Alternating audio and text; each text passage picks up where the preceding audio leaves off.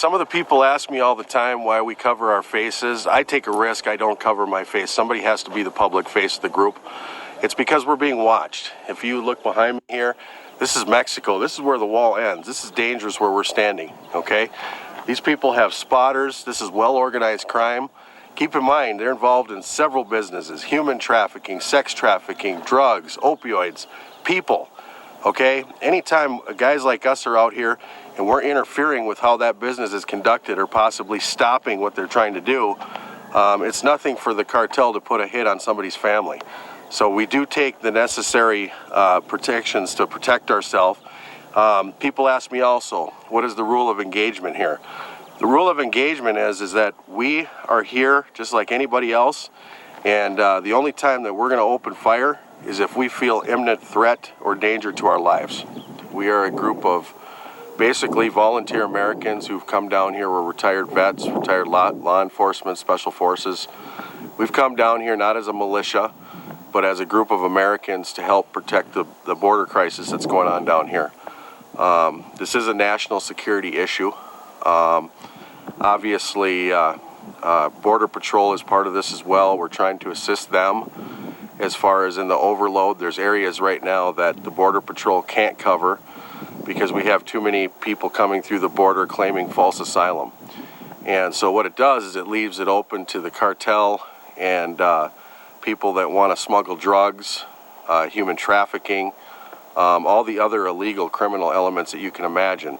And of course, those are the numbers you never hear about. You only hear about the numbers that everybody catches. You don't hear about what gets through the border that isn't recorded. So that's what we're down here doing. We're also trying to bring awareness to the crisis. And one of the things that we're doing that nobody else is doing is we're actually down here 24/7, camped out, documenting what's actually happening on the border.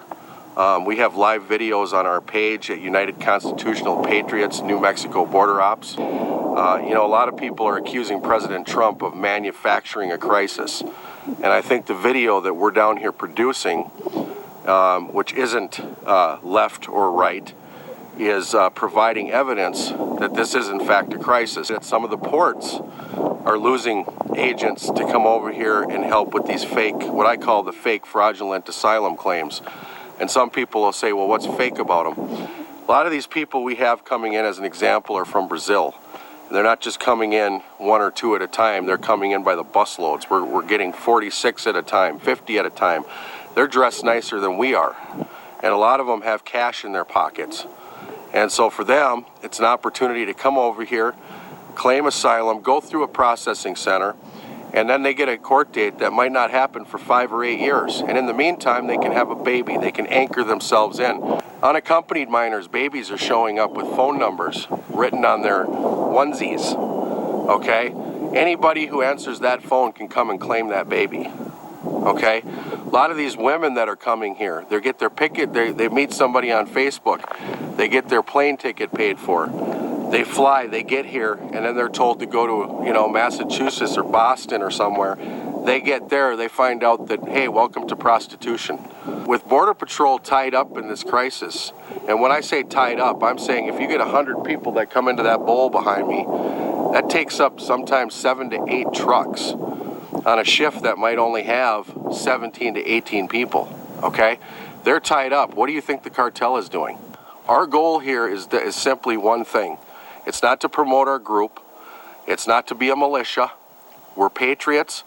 All we're trying to do is document and spread the truth.